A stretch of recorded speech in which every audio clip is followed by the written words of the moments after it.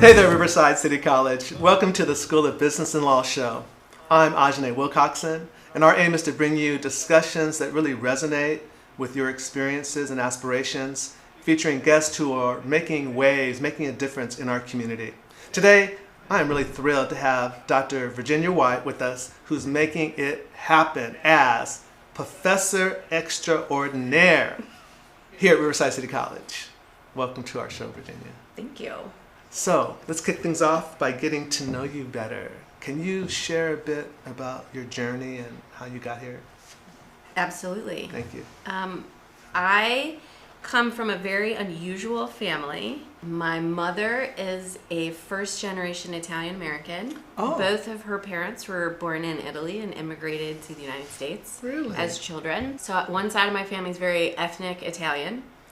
My father's family has been in the U.S. since it was colonies. So they're not very ethnic Italian. So his family settled in Georgia. Wow. So I have these two really different families. And then I grew up in Oak Ridge, Tennessee, which is a very unusual place as well. Oak Ridge, Tennessee. Yes, so Oak Ridge is one of the 3 sites for the Manhattan Project. Los Alamos, Richland, Washington, and Oak Ridge, Tennessee were the 3 facilities where they were purifying the components for the atomic bombs. Wow, wait. Did y'all hear that? She lived in an area. Now, isn't there a movie about this? Yeah, so Oppenheimer just came out. There you Oppenheimer was focusing on Robert Oppenheimer. He was mostly in Los Alamos, although he was overseeing that whole project, along with Leslie Groves. So I grew up in Oak Ridge, and then when I was in college, I did an internship in Richland, Washington. So I've been to 2 of the 3. I've been to Los Alamos, but I've lived in 2 of the 3 Manhattan Project sites. So anyway, Oak Ridge is an unusual place in that there's a lot of people who do science. So we were there because my dad is a physicist. And so I grew up far away from all of my family. And so that was a pretty normal thing to me. All the people around me were living away from family as well. So they were living there because of the job. Right? And so that shaped, I think, the way that I approached my education, the way I approached career choices as well. And I think it also just shapes how I interact with people. I've always lived far away from my family, so most of my family is somewhere between New Jersey and Georgia. Is that right? On the East Coast, yeah. Wow. I have a few relatives sprinkled west of the Mississippi, but not many. And so I create family where I go, and I grab onto people and hold on to them. That's beautiful. Really tightly. Chosen family is important. Absolutely, and I think there's a certain freedom that comes in that. I love my family, so I don't want to. This was not about. There was a certain amount of independence that comes from moving all the way across the country, and that was an important thing for me at that time. But I love the fact that this job allows me to go visit them for extended periods of time. It's one of my favorite parts of my job, so I can have sort of the best of many worlds. Okay, so tell us, where'd you go to high school? I went to high school at Oak Ridge High School. Oak Ridge. My graduating class had 354 people in it. 300? Something like that, 350-ish Wow. people in it, yeah. So you knew everyone in the school. Yeah, and so when I went to college, I went to Wake Forest University in Winston-Salem, North Carolina. Wake Forest had about 3,500 students at the time that I was there. So it felt huge to me. I'm sorry, I'm laughing. My high school class, I think we had 2,500 students. Yeah. Yeah. That's amazing. Yes. So I relished the anonymity that came from being in this bigger place. It's a very small school. Wow. Right? 3,500 students is a really small school, but to me it felt huge. Okay, so high school, did you know what you wanted to do before you entered college? Absolutely. I knew exactly what I wanted to do any day of every year. And I didn't do any of those things. I like that.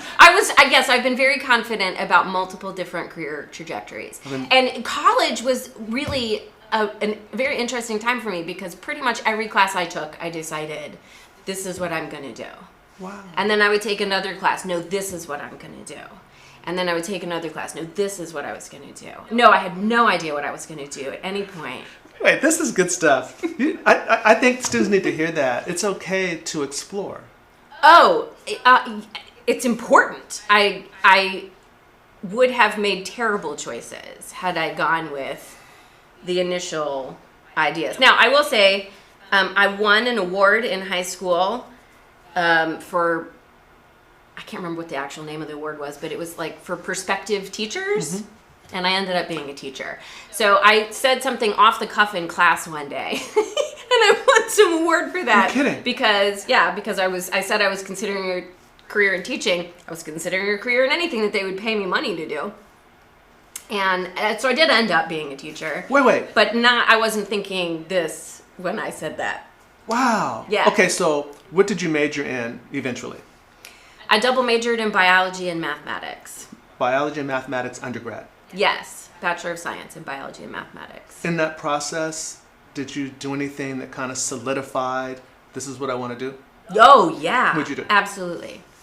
Well, let me just backtrack for a sec. Okay. So my high school, Oak Ridge High School, yes, was pretty different. So I came out of high school with a substantial number of units towards college. So I double majored in 4 years, and I did not take extra time. And I took a semester off, and that's what we're going to get to in just a minute. That's what solidified my decision. So I took a semester off.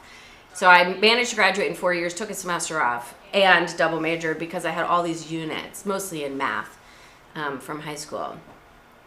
So the math major happened because I came in with so much math and a really, really tiny scholarship that required me to take a math class each semester of my freshman year. Okay. And so when I had finished that, I had to take 3 more classes to finish my math major. So that's one class a year. Okay. So that was just that. It seemed silly not to go ahead and complete it at that point. Yeah, I agree. But biology was definitely more of a passion for me. I assumed I was going to do animal biology all along.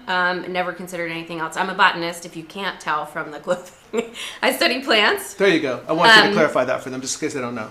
I study plants, but I didn't have any courses on plants. I had courses that mentioned plants, but very in passing. That's how a lot of biology classes are taught.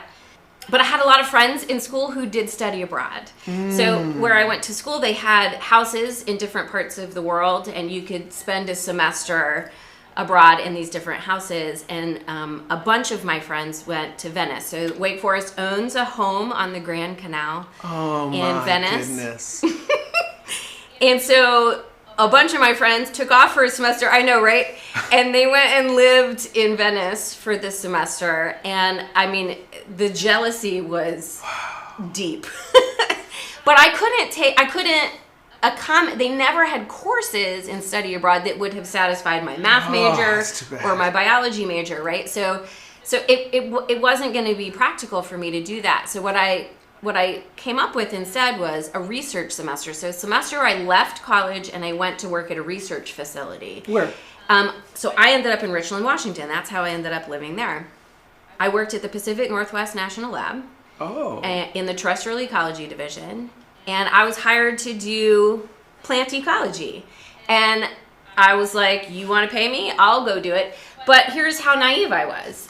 I was a kid who grew up in the mountains in Tennessee. What did I know of the Pacific Northwest? Big trees, lots of rain. That is not Eastern Washington. If you've ever been to Eastern Washington, it looks a lot like Riverside. It's 100 degrees in the summer on a cool day. It's very dry. So I landed late at night, and then in the morning, I went out of my apartment and I looked around and I was looking for these trees. Oh, there were none. There were none. So I thought I was going to study big, giant forests, and instead I studied sagebrush steppe ecosystem. But again, they were willing to pay me. Okay. I was going to get units towards my major. And Washington State is really far away from North Carolina, which is where I was going to school. So that was almost study abroad. Was that like an internship? Yes. Okay. So it was the Department of Energy. I was a research fellow for the Department of Energy. You spend a semester doing research at a lab, and you get units towards your major. You can do these in the summer. You can do these during semesters. So I took the spring semester of my junior year. Tell our students what you or how you feel about internships, how important they are. I wouldn't be a botanist if I had not done that internship. I don't know what I would have been. It was that important. Yes. It made that much of a difference in your life. Yes. I spent all day, every day working as a part of a team. I got the value, the benefit of working with people at really different places in their education. Mm-hmm. So I was a junior in college. Most of the people I was working with were seniors in college or graduate students or professional scientists. So I got all this mentorship from people who were further in. I got to work with women. That was a big thing. And in biology is pretty even between men and women, but when you do these kinds of experiences, like all of the short-term experiences I had done up to that point were really male heavy. And so like this was the first time I was working under the specific direction of a woman. And it was just really informative for me. But I got to sample. So the way that internship worked, we all worked together. There was a group of students and there was a group of researchers, and they sort of shared students. And so on particular days, we needed more students to do this thing. So I technically worked for this one person, but I would spend time working for the other scientists on a regular basis. So okay. I did small mammal trapping. I tracked deer to see how far they roam in a particular day. Wow. I worked with a bald eagle surveying. I did plant things. I just did all these different things. I got exposed to a ton of different everyday experiences in biology. This is what biologists do every day. And but that was the first experience I had with plants. So that was the spring semester of my junior year. I had to register for my fall classes really early. We registered super early. So I did not take a plant biology class until the spring semester of my senior year in college. I had already been accepted into a graduate program in botany. Wow! Because that's when you have to apply. So I wouldn't have gone to graduate school in plant biology if were it not for that internship. For the internship. Yeah. So students, I'm going to say Dr. White is encouraging you to do internships. She feels that she really wouldn't be where you're at right now? Can I say that? Oh, absolutely. I would not be where I'm at. And I've after I finished graduate school, I had a friend who was considering going to graduate school and asked me, how did you know what you wanted to go to graduate school in? And I said, oh no, I think I just keep falling backwards into these experiences. That can't be the right way to do this. Let me ask all my friends in graduate school, right? Because these people were more intentional than I was. And all of them said, well, I tried this and I didn't like it. So then I did this other thing. I tried this, I didn't like it. So then I did this other thing. Internships give you an opportunity to try things before you've committed to the career or to the master's or to the bachelor's degree for that matter. You get to, it's like shopping for what you want your career to be. Oh, I like that. It's like shopping for you to determine what I'm going to use that. Thank you. That's beautiful. It was so powerful for me. My first day at that internship, all the students got sent out. There was a deer that had been hit by a car. So there's radioactive material all over the place. And they have to sample the level of radioactive material in the animal population. So when an animal is hit by a car, they go and take organ samples so they can measure various things. And so my first day, it was January. It was so cold. And we got sent out to the side of this accident where this deer had been hit and had to cut it open and take organ samples and stuff. And that day I knew I was not going to be working on animals. That was not for me. I can imagine. Right? Like in a classroom, it sounds very different than when you're standing on the side of the road doing I couldn't this. do that. No. Wow. I couldn't. That was the one time I wanted to do that. But I got the opportunity to try it out. This is what it really looks like on a day-to-day basis if you're doing this job. This is what it looks like on a day-to-day basis if you're doing that job. Love it. And you also get the opportunity to see, there's a lot of jobs where you're going to work really individually. And I realized that was not going to be what was going to suit me. I love working with other people, solving problems, being creative together, drawing inspiration from each other. That's one of my favorite things. And so that's awesome. I got that cultivated in me during that internship. That was a meaningful part. So did the internship lead to graduate study? or in your mind, you always wanted to go to graduate school? I never imagined not going to school after college. I mean, I didn't know what else you did besides keep going to school. Okay. I started nursery school at 2, and I've never stopped being in school. I still consider myself to be in school. I've never left. I've never had a practical job. I've been at an educational institution since I was 2.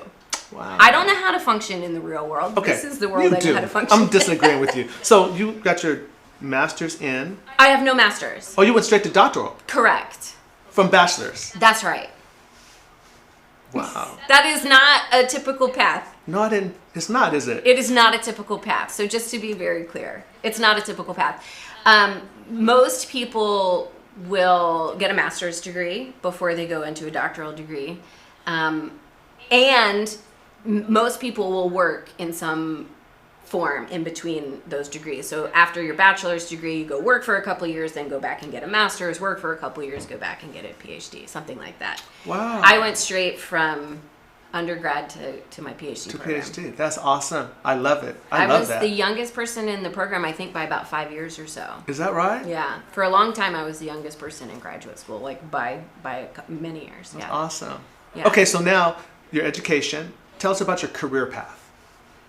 Again, I just keep falling backwards. Falling forward. I love that. Absolutely. Because that's what it's been for me. I went to a workshop as I was finishing graduate school. I went to a workshop on getting a job teaching. I wanted to teach. When did you realize you wanted to teach? I know you said it in the class, but you weren't real serious. When I was in graduate school, I had to TA, and I say had to, but it was a real privilege, and I loved it. Did you? Yeah, I never thought. So when I started graduate school, I wanted to be a researcher, like the people that I had worked with at the lab. And then I got into graduate school, and part of the responsibility was teaching labs, and that was just so exhilarating. It was so much fun to teach the lab. I really enjoyed it. And so as I was moving through my graduate degree, I took opportunities to teach as many classes as possible. I won the Outstanding TA of the Year award. That's beautiful. And yeah, I just really enjoyed it. So as I was approaching the end of graduate school, and the end of graduate school is a very flexible timeline. You finish when you finish. There isn't a particular timeline. So that was about a 2-year period where I was kind of winding towards that finish line. I was looking for jobs at small liberal arts colleges. That's where I thought I wanted to be. It was at a 4-year school. Yeah. And I knew I didn't want to be at a big research institution for a lot of different reasons. But I thought a small, like a Wake Forest, a place that I had gone. I thought that was the place that I was going to settle. But I went to this workshop on how to get a job teaching, and one of the kinds of institutions that they were talking about was community college. And RCC had a representative who was at that, because I was at UCR for graduate school, so they had a rep at that. And I spoke to them a little bit about it, and I finished my degree, which was amazing. Like now you're done. There's literally no education that you have after a PhD. That's the top of the pile. That's right. And I was suddenly absolutely aimless. I didn't know what to do, because what do you do? All I knew to do was to keep going to school, and now there was no more school. So I floundered for a little while, and I decided I was putting in applications all over the place, but that takes a little while. And so I thought, well, I better get a job in the meantime. And so I got an adjunct teaching position here at RCC. Wow. That was the fall after I defended my dissertation. From UCR. My goodness. Yeah, so I started teaching at one class, one lecture, one lab that fall. And they had a full-time teaching position that was about to be advertised, and they encouraged me to apply. And so I read the job description, and it said you needed 2 years of teaching experience. And I was like, well, I TA'd, does that count? And that doesn't really count quite the same. And so I really didn't want to apply, because I thought it was going to be very awkward. If I applied and they don't give me an interview, but they've asked me to apply. Anyway, I finally bit the bullet and I applied, and I got the job. That's also not very normal. It's not very normal for someone to get a teaching position at a community college basically one semester after they finished graduate school. That's pretty unusual. And I interviewed for other jobs for 2 or 3 more years. I was putting in applications all over the place. This was the job that I was going to have until I found the job. Gotcha.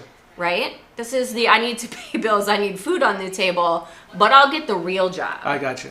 And I interviewed for lots of different jobs, and I was offered almost all of them. Of course you were. And I am still waiting for the job that's better. Wow. So you're just taking steps. Yeah. But this is the best job. Like, that's why that's the short version of the story. No, that's wonderful. I haven't found a job that beats this one. So I'm still here. No, I actually like that a lot, because I think that as students, you all should know, the research shows, if I recall this right, that you're going to have at least 4 careers in your lifetime. Not jobs, careers. Yeah. So I think you should always be looking, as Dr. White said, for the next falling forward. Yeah, I think, and so yes, I've been in the same position here. I've had the same job here at this institution for my entire professional career. But I have done many different jobs here. Yeah, I want to talk about that a little bit. And so, like, that's one of the things that was appealing about the research position. A job like the lab where I did work, you got to recreate what you were doing. You got to think about what you want to do next. Yeah. You're not doing the same thing year after year after year after year. This year you're studying this thing, and the next year you could study something else, and the next year you can study something else. And I didn't know that about this job, so that is not why I took this job, but I have discovered that I have that opportunity in this job as well, which is why I'm still here. Yes. Other jobs I won't have that kind of flexibility. Exactly. So that's why let's jump right into this right now. Yeah. Besides your professional hustle, what you do day to day here, that's your job, you have a lot of side things going on. Yeah. Share with us what some of those side things are for our students to know. I think for me, one of the most exciting things is that I run 2 substantial federal grants. Substantial. We're measuring in millions of dollars. Which, for the record, I never thought I would have trouble spending money like that, because in my personal life, I have no trouble spending money. Yeah, we have a Department of Education grant, and we have a National Science Foundation grant, and both of them are to improve educational outcomes for our Latinx students in STEM.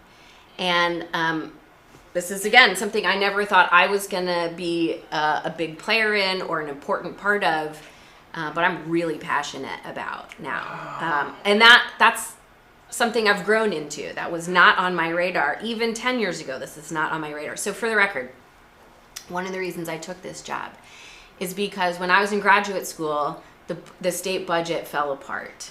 And we have a lot of people, this was at UCR, but this is how every research institution works. We had a lot of people who were funded on grant money. And when the grant money dried up, people were losing their jobs. And if you are a researcher at UCR, if you're a faculty member at UCR, you bring in grant money and you pay these people who work for you. Okay. So if you don't bring in the money, those people don't have a job. Yeah. And I was watching this happen, and I could not be responsible for somebody else. I could barely be responsible for my own living. I could not bear the weight of being responsible for somebody else's income. And so I took this job because I did not have to do grants. And here I am running 2 big grants. This is the third. So I ran one already, another National Science Foundation grant. So I've done 3 now. I'm working on number 2 and 3. And we have money to have students do internships like I did. You do? We do. We're paying students. We are sending them. Right now, they are already doing research this summer at Cal State San Bernardino. UCR research experiences start next week. We're going to be sending students to Cal State Fullerton. We have money to pay the students to do this. So you get paid. You get paid for this work. Yeah. I hope you're hearing this. You get paid. Exactly. I want to pay you to do this work. And then you get that opportunity to sample some things, to work with researchers, to learn from graduate students, to be in a team. And if you hate it, it is 10 weeks of your life, and then you can pack that up and put it behind you. And move on. And it might just end up being your career like it did for me. So that is huge for me. It's huge. So you did mention that one of the grants, well, both grants are focused on Latinx Yes. and STEM. Yes. Are there other things that you're doing in the capacity of doing this work? You mean with Latinx students specifically? Well, we are also working to train faculty. Yes. So if you walk into my classroom, if you take a class from me, you're going to come into a classroom that is nothing like a classroom that I sat in as a student. Why is that? Because because we have technology. Oh yeah, that makes a huge difference. When I was a student, assignments were done all on paper. They were due at a particular time. If they were not in at that time, they couldn't be turned in late. You couldn't do makeup exams. You couldn't listen to the lecture after. If you weren't in the room, you weren't in the room. Mm-hmm. You didn't get the information. If you weren't there to turn in the assignment, you didn't get to turn in the assignment. If you missed the experience, you missed the experience. It's not the responsibility of the instructor to follow up or anything. And that's so old. That's so old. I agree. My classroom is way more interactive. We do stuff together in the classroom. I learn from them, they learn from me. I have a different set of life experiences, but they all walk in with plenty of information. You know, my great-grandfather, the Italian immigrant, knew how to graft his own fruit trees. He didn't go to school. He didn't learn that from a master instructor. He learned that from generations of Italians who grafted fruit trees. For the record, I can't do that. With all my education, that's not a skill I actually have. Right? But my students come in with all of this diverse experience. And why would I've told you, I feel like I'm still in school. I'm learning from them all along the way. We're doing things in my classroom that we wouldn't have done before. We wouldn't have tried before. Just science has moved past. When I was learning, we would have said that plants don't communicate with each other, or barely so. And there was just a paper that I posted on the Plant Club Instagram account that, we now know that they actually communicate chemically in the soil, and that causes chemical communication in the air. That would have just gotten you laughed out of a classroom when I was in college. And now, the papers are being written. Wow. So, yeah, we're just really trying to change the way that people approach what science education looks like. And I'm going to say that has a lot to do with the instructor. From what I hear about Dr. White, she just really cares about students, and she puts herself out there to make sure that you are going to not only learn it, but feel it and see how it's advantageous to us as human beings and for our world. That's what I hear about you, my friend. So it's not just the subject matter, it's the teacher, and you're one of the best. So I want to say that. You are one of the best. Oh. Really, you are. So meaningful coming from one of the best. Well, I think that's one of the ways that we jive together, because we understand the importance of our role to our students. Yeah, I think when we were in school, the philosophy was that it was incumbent upon the student to earn the education from the instructor.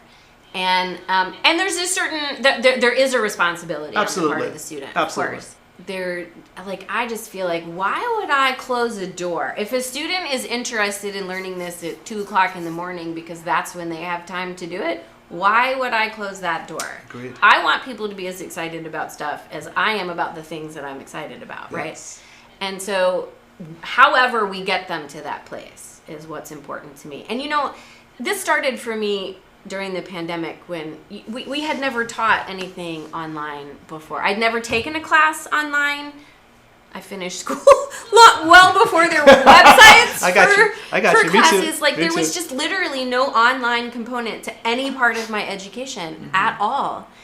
And so when the pandemic happened and suddenly everything I was doing was online and virtual, I started to ask myself, like, what was the purpose of this assignment? What were they supposed to be taking away from it? And really what it came down to was I did it because I've always done it. Those are the kinds of assignments I was given. So I assumed that's what we needed to do in order to learn this kind of thing. And I started to reevaluate what's the purpose of this. And I thought back to that internship. There were no books. There were no notes, right? Like, you just go out and do these things.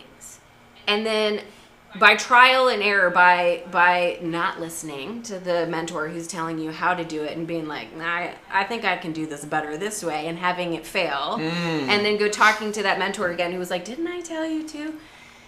Yes, you did, but I thought, right? You learn a little about what that background information is, and that you just learn so much more by being hands-on and having stuff fail than by having it all laid out in a book. So my class is a whole lot of, you want to try this? Okay, let's do that. I know it's going to fail, but you don't know it's going to fail yet. So let's let you discover that. I love that. Failure is the best way to reorient and get to success. I agree with that 100%. Yeah. And I want to say, students, that maybe it was 4 years ago, I actually took a class that Dr. White was leading in helping me to be a better teacher. It's pretty awesome. So, yeah, take her. I'm going to encourage you to take her. Okay, so let's dive into some real talk. Yeah. Who or what lights your fire? What keeps you inspired? Honestly, yes. My students keep me inspired. Wow. This is one of the challenges in summer when I don't have a class.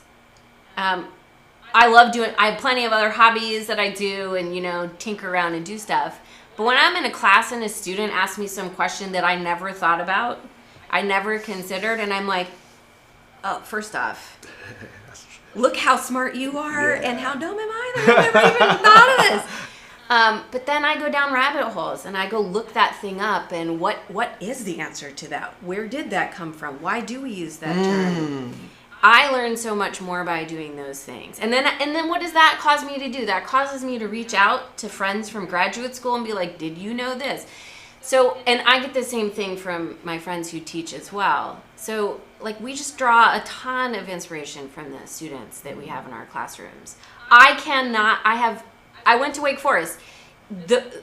Everyone who was at Wake Forest was top of their class from high school. Smartest kids in the country. I definitely have smarter students here at RCC than people where I was in class with at Wake Forest. I am always impressed with the curiosity and the creativity of the students that we have here. That's like, beautiful. big time impressed by it.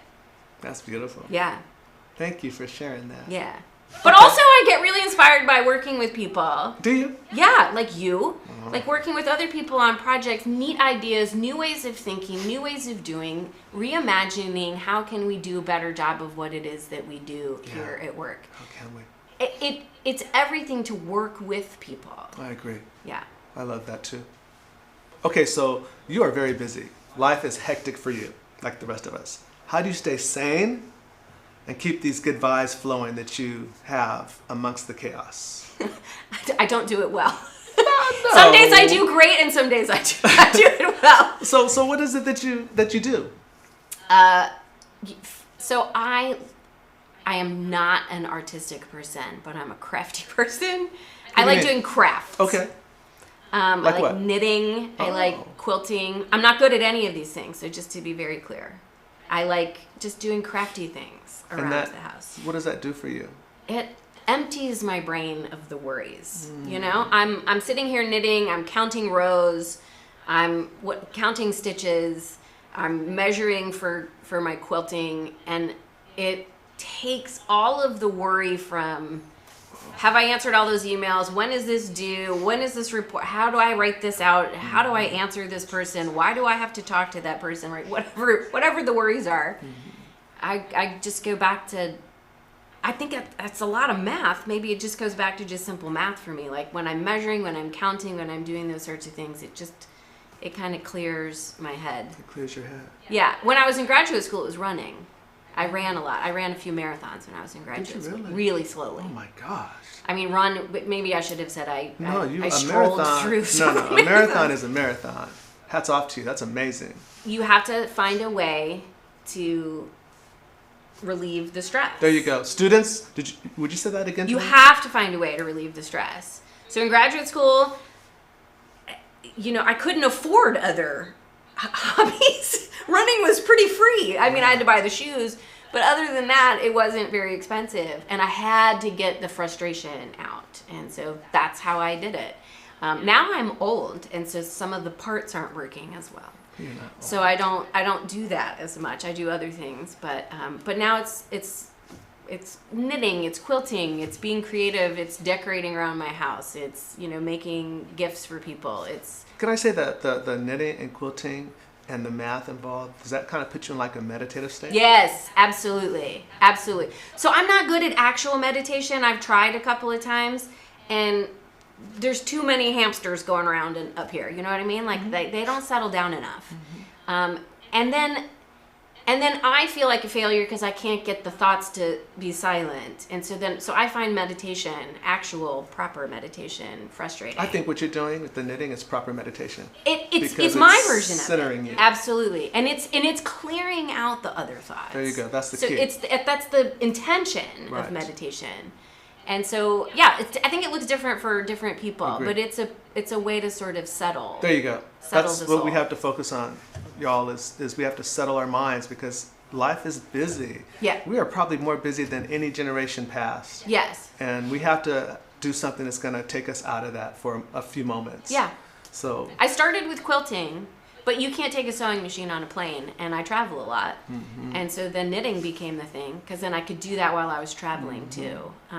Because then, traveling is stressful too, so you need to center while you're doing those things. Oh, that's beautiful. Yeah. Okay, music is life. Yeah.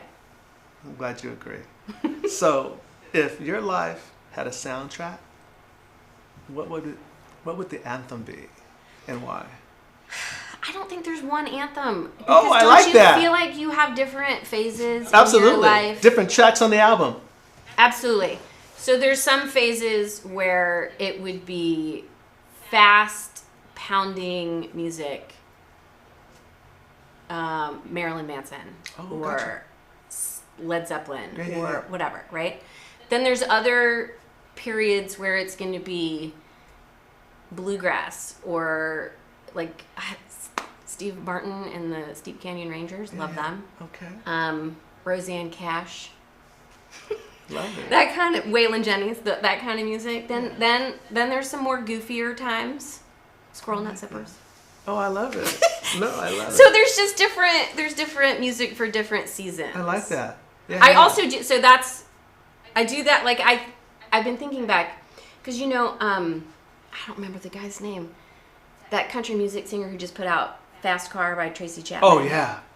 So what have I been doing? I've been listening to Tracy Chapman all summer. I love Tracy and then what Chapman. does that inspire? Who else were you listening to when you were listening to Tracy Chapman the first time around? Right. So then I've spent the last couple of weeks really just kind of looking back at this music from high school, college, and who was I then? And so you start listening to that music and you start channeling some of that. Yeah.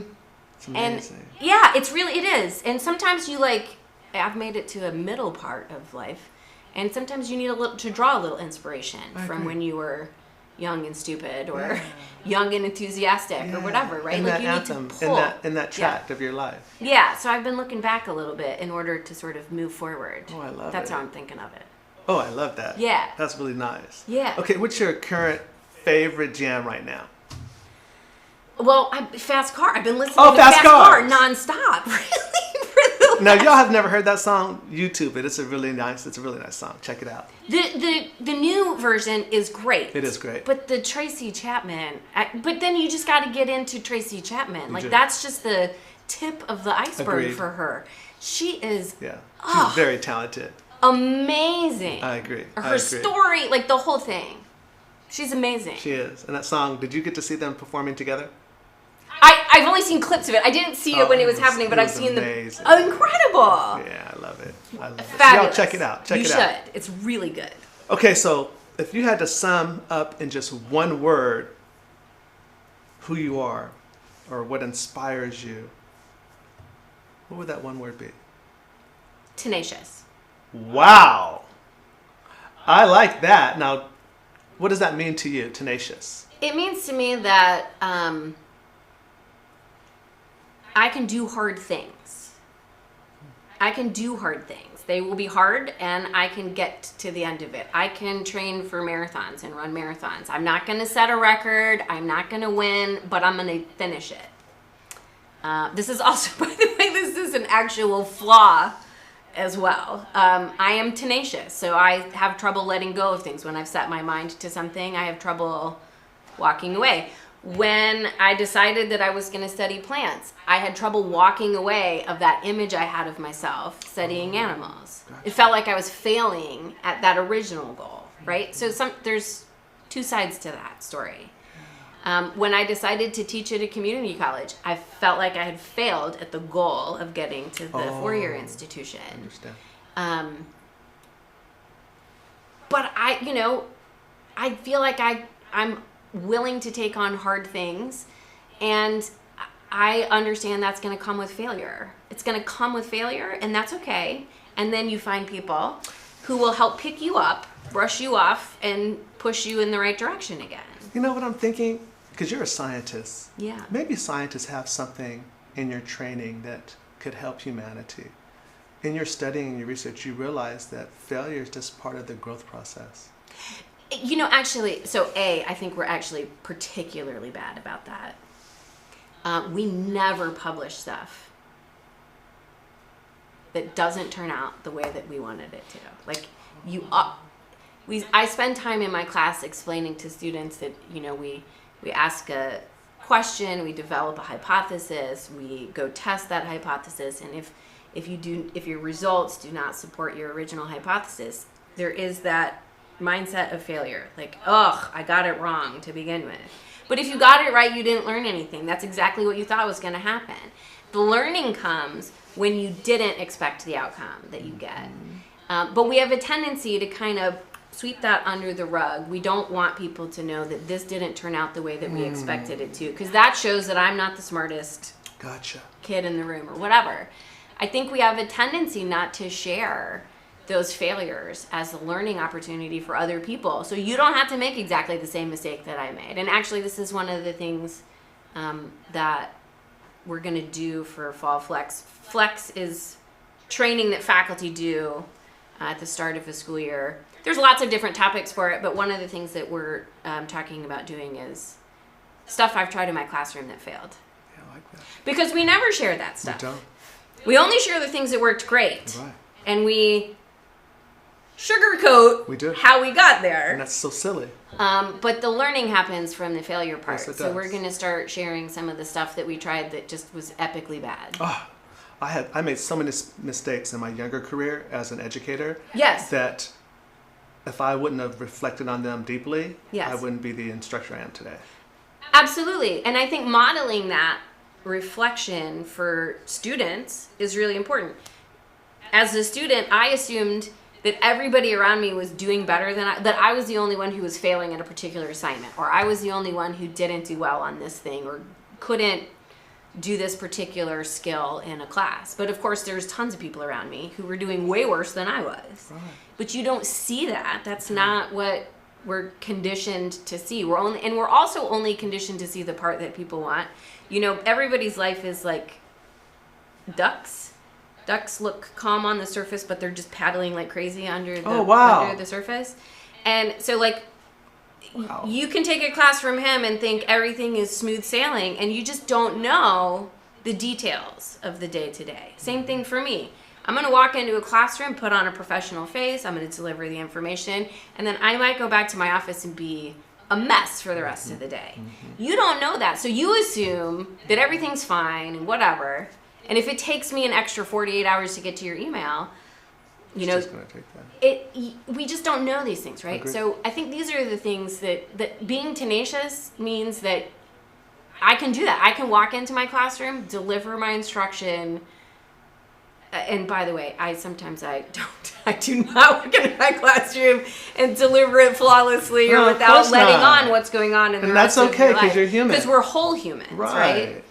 Let me interject just for a second. I think that's one of the challenges. Students, I think in your interaction with my colleagues, your professors, one of the big differences between instructors like Dr. White and I is that we are our real selves in the classroom, as opposed to individuals who have this traditional hierarchy of you're the student, I'm the professor, and that doesn't work today. I think you all would agree with me, it doesn't work today. So I'm going to agree, it makes you more human. That's one of the reasons I really like you as a colleague, because you're willing to be real, and most people are not.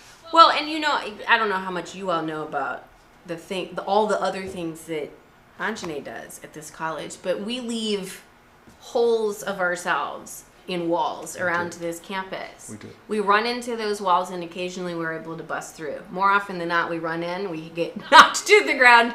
Somebody has to help pick us up and move us forward. That's what tenacious is for me. But I'm still going to run at the wall. That's right. The wall is still going to be there. I'm still going to run at the wall. If it's an important wall to go after, I'm going to go after the wall. Ooh, that's good. Yeah. Y'all need to adopt that word. You need to be tenacious, like Dr. White is talking about, because you're going to have a lot of challenges. You're going to have a lot of insecurities. You're going to have a lot of doubts, but it's going to be the tenaciousness that gets you through it. That's really, really good. But just be aware of that dark side of that when you change your mind, when you have a different goal, that's okay. Like, that's not failing at the original goal. That's reorienting to a better goal. And it's still a hard thing for me to adjust to. So you just have to be aware of that. And I write notes to myself. Like, this is not a failure. This is a reorientation. And we're allowed to do that. I journal for myself. Same thing. Absolutely. That's wonderful. Yeah. Oh my goodness. Okay. Lastly, what words of wisdom do you have for our students who are hustling here at Riverside City College? I mean, just keep going. Just do what feels right to you. So, it did not feel right to me to double major, but I did it because I was almost at that second major, so why not? That just seemed, and it ended up helping me get into graduate school. I applied to graduate school before I'd taken a course in the field that I signed up to go to graduate school in. I love it. I started teaching at a community college with no intention of staying here. The universe has a plan that you fit into. And some people accept that and acknowledge it easily. Some of us have to be beaten across the head a few times before we understand what's happening. So for me, I have to learn to trust the process, and that's a very difficult thing for me to do, but just understand that when a door closes, maybe a window opens, maybe a bigger door opens, and if you're not looking in the right direction, you're not going to see it. That's right. Another opportunity will come along. It might be better than the one. And if you had gotten that first one, that second one wouldn't have happened. That's right. And you won't know it until later. So it's going to be painful. It's going to be hurtful in the moment. But, there's something neat and new around the corner, and you can create what that's going to be to a certain extent. This is what I like about my job. I took it because I didn't want to be responsible for anybody else's salaries. I didn't want to have to do grants. I didn't want to have to write proposals, dream up ideas, write reports. That sounded awful. And now that's the majority of the work that I do here, but it allows me to be creative about how I can impact a student every day. So now I have less impact in a classroom. I don't teach as many classes because I do all of this other work. But I have a bigger impact by being able to do these things. So I recreated this job to fit the place where I am right now in my trajectory, my career trajectory. So that's just know that there's a new opportunity around the corner. These grants are going to go away at some point, and I'll end up doing something different. I love being in a classroom, so if it means going back to a classroom full time, super. If it means doing something totally different, great. There's a lot of other opportunities that I haven't imagined, or that I have absolutely refused to imagine that might open up to me later. Oh, I love it. Yeah. Wow. Thank you for being here today. you shared some really good knowledge with our students, and I really, really we appreciate it.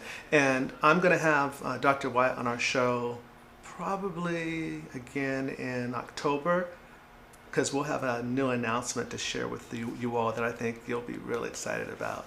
So thank you for being here, RCC Rockstars. We'll catch you next time for another dose of inspiration. Thank you.